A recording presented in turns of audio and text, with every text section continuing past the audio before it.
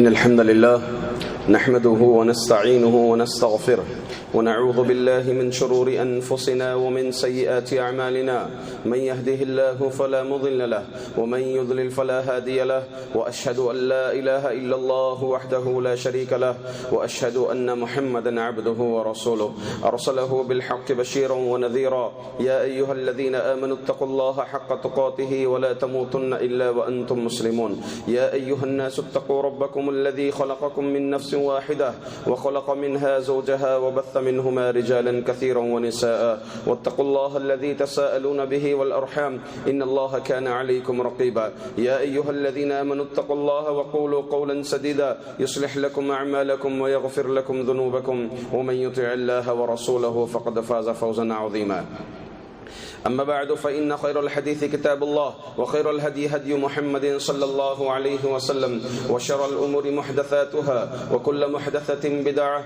وكل بدعة ضلالة وكل ضلالة في النار أعوذ بالله من الشيطان الرجيم بسم الله الرحمن الرحيم قاف والقرآن المجيد بل عجبوا أن جاءهم منذر منهم فقال الكافرون هذا شيء عجيب أئذا متنا وكنا ترابا ذلك رجع بعيد قد علمنا ما تنقص الأرض منهم وعندنا كتاب حفيظ بل كذبوا بالحق لما جاءهم فهم في أمر مريج أفلم ينظروا إلى السماء فوقهم كيف بنيناها وزيناها وما لها من فروج والأرض مددناها وألقينا فيها رواسي وأنبتنا فيها من كل زوج بهيج تبصرة وذكرى لكل عبد منيب قال الله جل وعلا في كتابه العزيز فاعوذ بالله من الشيطان الرجيم والله جعل لكم مما خلق ظلالا وجعل لكم من الجبال أكنانا وجعل لكم سرابيل تقيكم الحر وسرابيل تقيكم بأسكم كذلك يتم نعمته عليكم لعلكم تسلمون تمام تعریفیں بزرگی بڑائی ایک اللہ وحدہ لا شریک کے لیے لائق اور زیبا ہے جو ہم تمام کا پالنہار ہے، جو اس زمانے کی گردش کر رہا ہے اور موسموں کی تبدیلی کر رہا ہے۔ اس کے بعد بے شمار انگنت لامحدود درود و سلام ہو آخری پیغمبر محمد مجتبی مصطفیٰ صلی اللہ علیہ وسلم پر، جو موسم میں ہر موسم میں اسلامی تعلیمات اپنانے کی تلقین کی ہے۔ معزز حاضرین، سورۃ النحل میں اللہ تعالیٰ نے ایک آیت نازل فرمائی جس کا ترجمہ یہ ہے واللہ جعل لکم مما خلق ظلالا، وہی اللہ ہے جس نے تمہارے لیے سائے بنائے، وجعل لکم من الجبال اکنانا، اور وہی ہے جس نے پہاڑوں میں پناہ گاہیں بنائے، وجعل لکم سرابیل تقیکم الحر، وہی ہے جس نے ایسے لباس بنائے جس سے تم گرمی سے بچ سکتے ہو، اور وہی ہے جس نے جنگی لباس بنائے جو تم اپنے آپ کو بچا سکتے ہو، تاکہ اللہ تعالیٰ کی نعمت تم مکمل کر سکو، اس کا شکر گزار کر سکو اور تم واقعی سچے مسلمان بن سکو۔ معزز حاضرین، اس آیت میں اللہ تعالیٰ 4 نعمتوں کا ذکر کیا ہے، ان میں سے 3 نعمتیں موسم گرما سے تعلق رکھتی ہیں، یعنی گرمی کے موسم سے تعلق رکھتی ہیں۔ پہلی جو نعمت ہے وہ اللہ تعالیٰ نے سائے بنائے۔ سایہ موسم گرما میں اللہ تعالیٰ کی بہت بڑی نعمت ہے۔ ایک آدمی گرمی میں چلتا ہوا آئے اور سایہ پالے تو بڑے سکون و اطمینان سے وہ سایہ حاصل کرتا ہے۔ وَجَعَلَ لَكُم مِّنَ الْجِبَالِ أَكْنَانًا، اللہ تعالیٰ نے پہاڑوں میں پناہ گاہ یعنی غار و کہف بنائے، غار و کہف بنائے۔ عموماً لوگ اونچائی پر گرمی کے دنوں میں جاتے ہیں، اونچائی پر اونچے مقامات بڑے ٹھنڈے ہوا کرتے ہیں، اور خصوصاً جہاں پر غار ہوتے ہیں، جہاں پر کہف ہوتے ہیں، کافی ٹھنڈی ہوتی ہے اور کافی ہواؤں کا لطف ایک انسان لے سکتا ہے، تو گویا یہ بھی اللہ تعالیٰ کی ایک بڑی نعمت ہے۔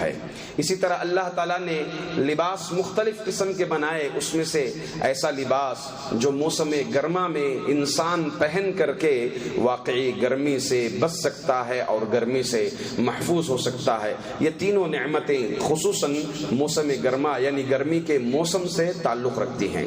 معزز حاضرین، موسم گرما میں کچھ اسلامی تعلیمات ہیں، ان اسلامی تعلیمات کو ہم اور آپ ایک مسلمان ہوتے ہوئے ان تعلیمات کو اپنانا چاہیے۔ سب سے پہلی چیز یہ ہے، خواہ مخواہ جو ہے گرمی میں اپنے آپ میں گرمی حاصل نہیں کرنا چاہیے، یا یہ کہہ لیں کہ خواہ مخواہ دھوپ میں گھوم پھر کر کے گرمی جو ہے حاصل نہیں کرنا چاہیے، بلکہ گرمی سے بچنا چاہیے۔ اللہ کے رسول صلی اللہ علیہ وسلم ایک مرتبہ خطبہ دے رہے تھے، خطبے کے لیے آپ ممبر پر چڑھے، آپ کیا دیکھتے ہیں کہ مسجد النبوی کے باہر گرمی کا موسم تھا، ایک آدمی جو ہے باہر گرمی میں کھڑا ہوا ہے۔ اللہ کے رسول صلی اللہ علیہ وسلم ممبر پر پوچھا کہ کون ہے وہ؟ لوگوں نے کہا ابو اسرائیل اس کا نام ہے۔ اس نے 3 طرح کی نظر مانی ہے۔ ایک نظر یہ مانی ہے کہ وہ گرمی میں کھڑا رہے گا، اور دوسری نظر مانی ہے کہ وہ کسی سے بات نہیں کرے گا، اور تیسری نظر یہ مانی ہے کہ وہ روزے سے رہے گا۔ اللہ کے رسول صلی اللہ علیہ وسلم نے کہا کہ اس کو حکم دے وہ سائے میں آ کر کے بیٹھ جائیں اور لوگوں سے بات کرنے کے لیے کہو، البتہ روزہ مکمل کرنے کے لیے کہو۔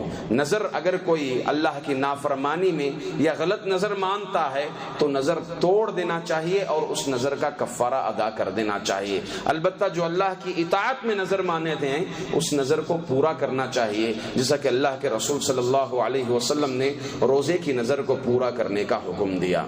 مزید گرمی سے ایک مومن کو بچنے کے اسباب تلاشنا چاہیے۔ اللہ کے رسول صلی اللہ علیہ وسلم کے متعلق آتا ہے کہ آپ حجۃ الوداع کے سفر میں تھے۔ اس سفر میں آپ کے اطراف ایک طرف اسامہ رضی اللہ عنہ تھے تو دوسری طرف بلال رضی اللہ عنہ تھے۔ دونوں میں سے ایک نے اونٹ کی نکیل تھامی ہوئی تھی اور دوسرا جو ہے اللہ کے رسول صلی اللہ علیہ وسلم پر سخت گرمی سے بچانے کے لیے سایہ کیے ہوئے تھے۔ تو اس سے معلوم ہوا کہ ہمارے نبی محمد صلی اللہ علیہ وسلم نے گرمی سے بچنے کے لیے سائے کو اپنایا، لہٰذا ہمیں بھی چاہیے کہ گرمی سے بچنے کے اسباب تلاشنا چاہیے۔ یہ اللہ تعالیٰ کی نعمتیں ہوا کرتی ہیں۔ معزز حاضرین، گرمی کے موسم میں کچھ اسلامی تعلیمات ہیں، عبادات سے تعلق رکھتے ہیں، ان پر بھی ہمیں عمل کرنا چاہیے۔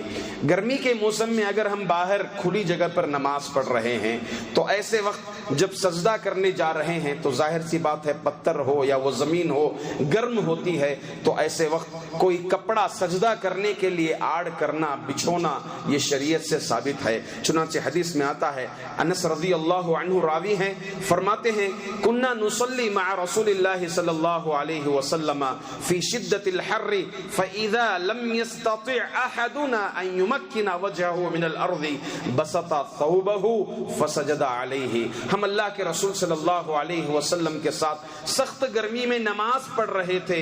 جب ہم میں سے کوئی سجدہ کرنے جاتا تو وہ اپنے کپڑے کو بچھو لیتا، سجدے کی جگہ پھیلا لیتا، پھر اس کپڑے کی جگہ پر سجدہ کرتے تھے نمازی کی حالت میں، پھر اس کپڑے پر سجدہ کرتے تھے گرمی سے بچنے کے لیے۔ تو اس چیز کا جواز، اس چیز کا ثبوت شریعت سے ثابت ہے۔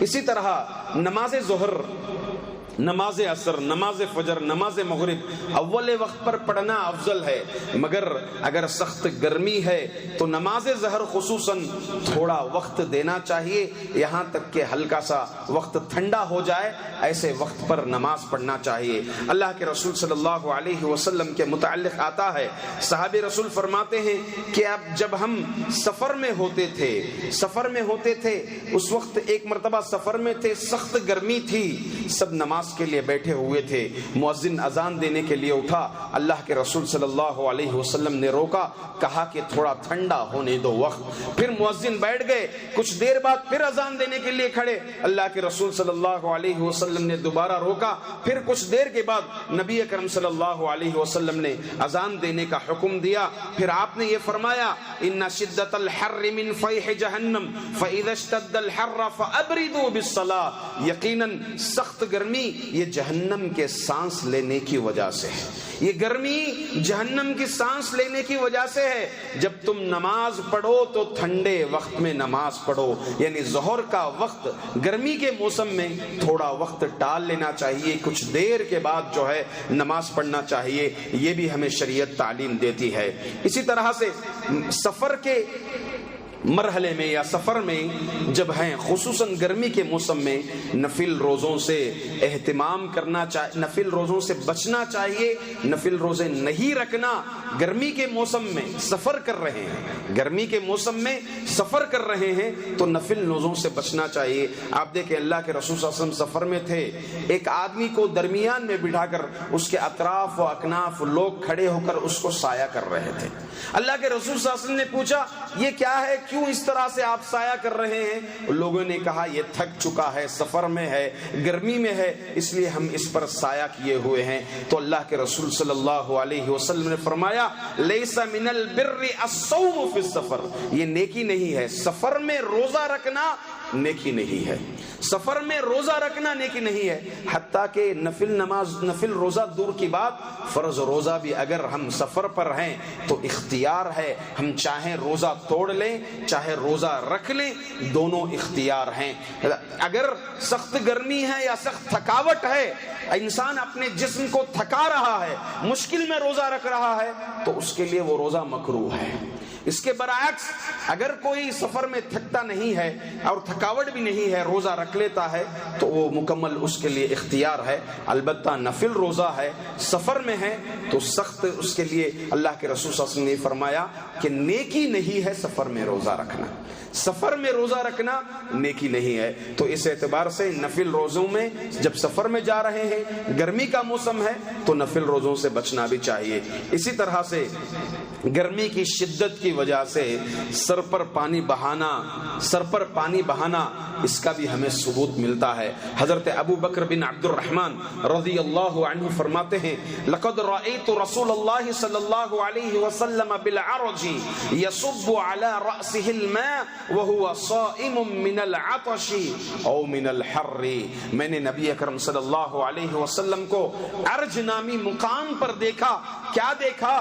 یصب علی رأسہ، اللہ کے رسول صلی اللہ علیہ وسلم اپنے سر پر پانی بہا رہے تھے، وہو صائم، اس حال میں کہ اللہ کے رسول صلی اللہ علیہ وسلم روزے سے تھے، من العطش او من الحر، یا تو پیاس کی وجہ سے یا پھر سخت گرمی کی وجہ سے اللہ کے رسول صلی اللہ علیہ وسلم کیا کر رہے ہیں؟ اپنے سر پر پانی بہا رہے ہیں۔ اسی طرح سے شریعت کے آپ احکامات دیکھیں کہ جمعہ کے دن کے متعلق فرمایا اللہ کے رسول صلی اللہ علیہ وسلم غسل یوم الجمعۃ واجب، جمعہ کے دن غسل کرنا واجب ہے، جمعہ کے دن غسل کرنا واجب ہے۔ اس کی کئی علتیں ہیں، ان علتوں میں سے ایک علت یہ ہے، علماء لکھتے ہیں کہ کم از کم ایک مومن کو چاہیے کم از کم ہفتے میں ایک مرتبہ غسل کرنا واجب ہے۔ بعض علماء کے نزدیک واجب ہے، یعنی غسل نہیں کرتا ہے تو گنہگار ہوگا۔ ایسے جمعہ کے دن غسل کرنے کی جو حکمت بیان کی گئی ہے اس میں سے کئی حکمتیں ہیں، اس میں سے ایک حکمت یہ ہے کہ انسان پسینے کی وجہ سے بدبودار ہو جاتا ہے، نماز میں جب کھڑا ہوگا بازو مسلمان ہوتا ہے اس کو تکلیف پہنچتی ہے، اسی طرح نماز میں فرشتے شریک ہوتے ہیں، فرشتوں کو اذیت پہنچتی ہے، فرشتوں کو تکلیف ہوتی ہے، اس لیے ایک حکمت یہ بیان کی گئی کہ جمعہ کے دن جب آ رہے ہیں تو جمعہ کے دن غسل کرنا چاہیے۔ تو معلوم یہ ہوا کہ گرمی سے بچنے کے لیے غسل کرتے رہنا چاہیے۔ غسل کی دو قسمیں ہیں، ایک ہے غسل جنابت اور ایک ہے غسل نظافت۔ غسل جنابت یعنی انسان جنوبی ہو گیا، احتلام نکل گیا، ہم بستری ہو گئی، تو ایسے وقت غسل کرنا واجب ہے، واجب ہے، ورنہ اس کی نماز نہیں ہو سکتی۔ دوسرا ہے غسل نظافت، ٹائرڈ ہو گیا آدمی، پسینے سے لت پت ہو گیا، باہر جا کر آیا، سخت گرمی کی وجہ سے ایسے ہی نہاتا ہے تو اس کو کہتے ہیں غسل نظافت۔ غسل جنابت کرنا مسلمان پر فرض ہے اگر وہ جنوبی ہو گیا ہے۔ مزید گرمی کا موسم ہے، گرمی کے موسم میں ٹھنڈی چیزیں کھانا، یعنی ایسی چیزیں، ٹھنڈی کا مطلب برف یہ نہیں بول رہا ہوں میں، بلکہ ایسی چیزیں جو پیٹ کو واقعی ٹھنڈا پہنچائے، جو پیٹ کو واقعی ٹھنڈا پہنچائے، ایسی چیزیں کھانا یہ بھی سنت سے ثابت ہے۔ نبی اکرم صلی اللہ علیہ وسلم کے متعلق آتا ہے کہ آپ صلی اللہ علیہ وسلم تربوز کو رطب کھجور اس میں جو کچا کھجور ہوتا ہے اس کو رطب کہتے ہیں۔ اللہ کے رسول صلی اللہ علیہ وسلم تربوز کے ساتھ رطب کھجور کو ساتھ ملا کر کھاتے تھے، اور آپ صلی اللہ علیہ وسلم فرماتے تھے کہ کھجور کی گرمی کو تربوز ٹھنڈا کرتا ہے اور تربوز کی ٹھنڈی کو کھجور گرم کرتا ہے، تو اس طرح سے دونوں متوسط ہو جاتے ہیں۔ تو معلوم ہوا کہ گرمی کے موسم میں ایسی غذا بھی ہم استعمال نہیں۔ صحت اللہ تعالیٰ کی نعمت ہے، صحت اللہ تعالیٰ کی نعمت ہے۔ جان کی حفاظت، صحت کی حفاظت کے لیے کئی شرعی اقدامات ہیں، کئی شرعی اقدامات ہیں۔ جان اگر کسی کی جا رہی ہے، بھوک کی وجہ سے اس کو کھانے کے لیے کچھ نہیں ملتا، خنزیر کا گوشت ہے، پیاس کی وجہ سے مر رہا ہے، پیاس پانی پینے کے لیے پانی اور حلال چیز اس کو نہیں ملتی، سامنے شراب رکھی ہوئی ہے، تو اپنی جان بچانے کے لیے اتنا کھا سکتا ہے، اتنا پی سکتا ہے جس سے اس کی جان بچ جائے۔ تو شریعت مطہرہ جان کی حفاظت اور صحت کی حفاظت کا بڑا ہی اہتمام کیا ہے۔ اس طرح سے آپ دیکھیں گے کتاب الطب مشہور کتاب ہے، امام ابن القیم رحمۃ اللہ علیہ کی کتاب کتاب الطب، 1400 سال پہلے اللہ کے رسول صلی اللہ علیہ وسلم صحت کے لیے کون سی چیزیں مفید ہیں، کیا مفید ہیں، کون سی غذا مفید ہے، کس کے نقصانات ہیں، اللہ کے رسول صلی اللہ علیہ وسلم کے ارشادات وارد ہیں۔ سلف صالحین کے اقوال و افعال سے آپ کو اس کتاب میں کئی حکمتیں اور کئی طب کی چیزیں، ڈاکٹری کی چیزیں آپ کو اس میں مل جائیں گی۔ اس میں بھی اس حدیث کو ذکر کیا گیا ہے، اللہ کے رسول صلی اللہ علیہ وسلم صحت کا خیال رکھتے ہوئے کھجور کے ساتھ رطب کھجور کو کھایا کرتے تھے۔ اسی طرح گرمی کے موسم میں ہر کوئی چاہتا ہے کہ سایہ تلاش کرے، تو سایہ تلاشتا ہے ایک مومن۔ تو اللہ کے رسول صلی اللہ علیہ وسلم دیگروں کو فرمایا کہ سائے کی جگہ استنجا کرنا، پیشاب و پاخانہ کرنا منع فرمایا اللہ کے رسول صلی اللہ علیہ وسلم۔ آپ نے فرمایا اتقوا اللہ، کہ دو لعنت کی چیزوں سے بچو، دو لعنت کی چیزوں سے بچو۔ کیا ہیں وہ دو لعنت کی چیزیں؟ ایک راستے میں، لوگوں کے راستے میں استنجا کرنا، اور دوسرا سائے کی جگہوں پر استنجا کرنا۔ اس لیے کہ کوئی بھی ایک انسان، ایک مومن ہو، ایک انسان بھی تھک کر کے سائے میں آتا ہے، اگر وہاں پر ایسی جگہ استنجا ہو جائے تو فطری اعتبار سے ایک انسان کیا کرتا ہے؟ لعنت کرتا ہے۔ تو اس اعتبار سے اللہ کے رسول صلی اللہ علیہ وسلم نے فرمایا لعنت کے جو اسباب ہیں، ذریعے ہیں، ان سے بچنا چاہیے۔ راستوں پر استنجا کر دینا، سائے کی جگہ استنجا کرنا، ٹھہرے ہوئے پانی میں استنجا کرنا، ان تمام چیزوں سے اللہ کے رسول صلی اللہ علیہ وسلم نے منع فرمایا ہے۔ معزز حاضرین، جہاں ہم دنیا میں دیکھتے ہیں کہ ہم اپنی زندگی میں دیکھتے ہیں اور ابھی معائنہ بھی کر رہے ہیں کہ سخت گرمی ہے، جہاں پر ہم اس گرمی کے لیے اسباب اپنا رہے ہیں، اسباب اپنا رہے ہیں بچنے کے لیے، ہمارا لائف اسٹائل انداز بدل رہا ہے، ہمارا کھانا پینا بدل رہا ہے، ہمارا پہننا اوڑھنا بدل رہا ہے، ہمارے کمروں کے اندر ایسیاں لگی ہوئی ہیں، پنکھے لگے ہوئے ہیں، سب کچھ پرفیکٹ و درست چل رہے ہیں۔ اسی کے ساتھ ساتھ ہمیں حشر کے دن کی گرمی کو بھی یاد کرنا چاہیے۔ اس جس دن سورج ایک میل کے فاصلے پر ہوگا، جس دن لوگ اپنے اپنے گناہوں کے مطابق پسینوں میں ڈوبے ہوئے ہوں گے، اس وقت کوئی سایہ نہیں ہوگا سوائے رب العالمین کے عرش کے سائے کے۔ عرش کے سائے کے علاوہ کوئی سایہ نہیں ہوگا۔ ہر کوئی پسینے میں اپنے گناہ کے مطابق، کوئی ٹخنے تک گناہ ہوں گے تو پسینے میں ڈوبا ہوا ہوگا، گھٹنے تک، کمر تک، کندھے تک کوئی پسینے میں غوطے مارتا ہوا ہوگا۔ اس اعتبار سے ہمیں جہنم کی گرمی کو یاد کرتے ہوئے جہنم کے جانے، جو جہنم میں داخلے کے اسباب ہیں، اعمال ہیں، ان اعمال سے بچنا چاہیے، اور جو جہنم سے بچنے کے، اسی طرح جنت میں داخلے کے اعمال ہیں، ان اعمال کو ہمیں اپنانا چاہیے۔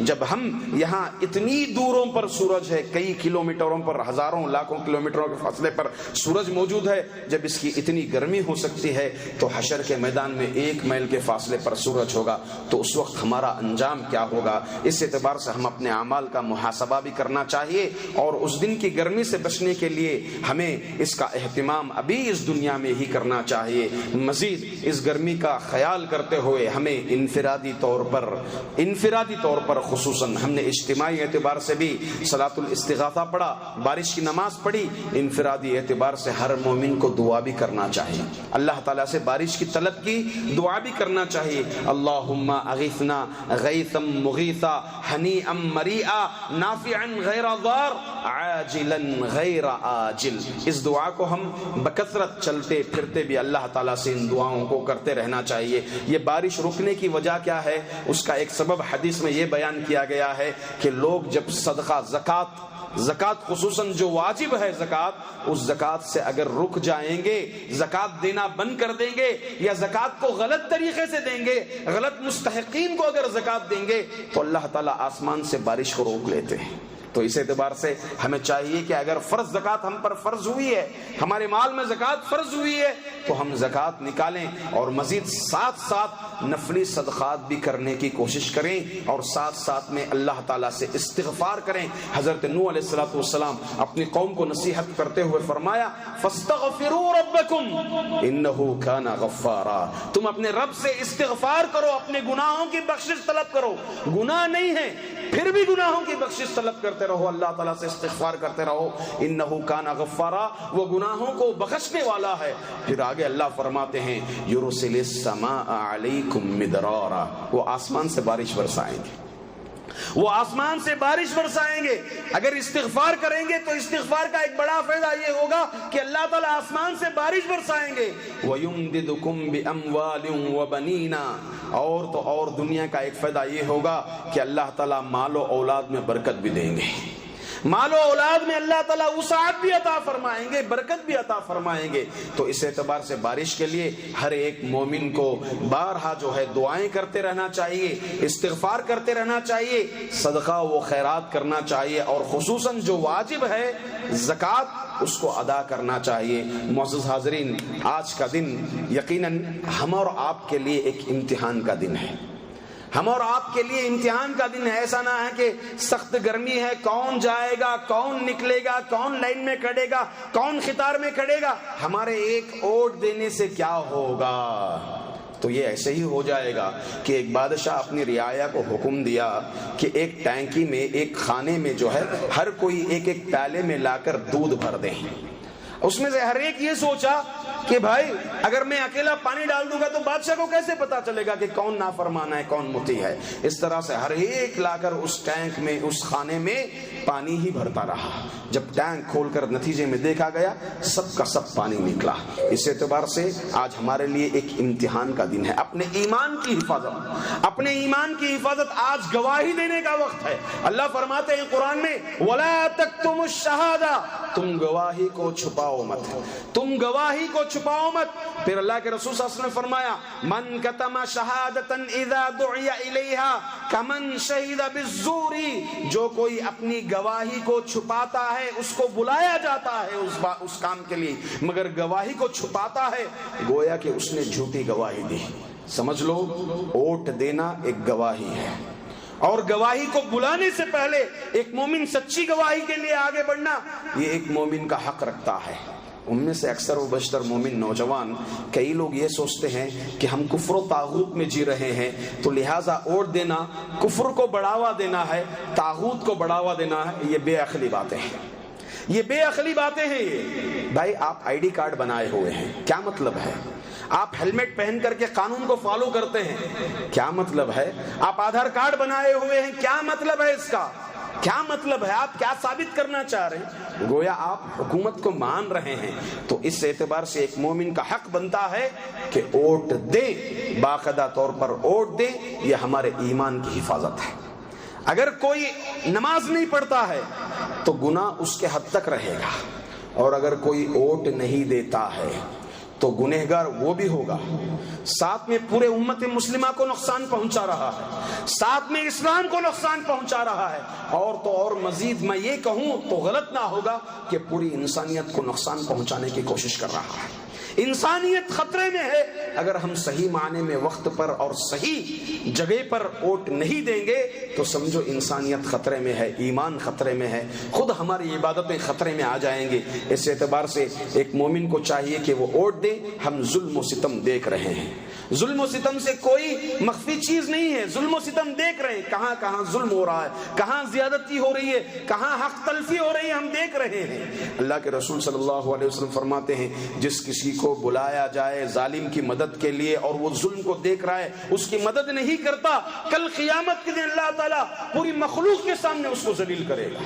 کل قیامت کے دن اللہ تعالیٰ پوری مخلوق کے سامنے اس کو ذلیل کرے گا. تو اس اعتبار سے یہ ووٹ دینا ہمارے ایمان کا حصہ ہے. اس کو ایمان کا حصہ مانتے ہوئے گرچہ تکلیف ہوگی, گرچہ قطار میں کھڑنا پڑے گا آپ کو, مگر ضرور با ضرور مستحقین کو ووٹ دیں اور اپنے ایمان کی اور انسانیت کی حفاظت کریں. اللہ تعالیٰ سے دعا ہے کہ اللہ رب العزت مسلمانوں کو صحیح معنی میں اسلام کو سمجھنے کی توفیق عطا فرمائے, اسلام کی تعلیمات پر عمل کرنے کی توفیق عطا فرمائے. اللہ تعالیٰ ہم تمام پر اس گرمی سے اللہ تعالی ہم تمام کو محفوظ فرمائے. اللہ تعالی ہم میں سے جس کسی کو بھی پریشانی کا معاملے میں ہے, اللہ تعالی ان کی پریشانیوں کو دور عطا فرمائے. کئی لوگوں نے دعاؤں کی درخواست کی ہیں, اللہ تعالی انہیں شفائے عاجلہ کاملہ عطا فرمائے, ان کے گھر والوں کو صبر کرنے کی توفیق عطا فرمائے. آمین. اقول قولی هذا استغفر الله لي ولكم ولسائر المسلمين من كل ذنب فاستغفروه انه هو الغفور الرحيم.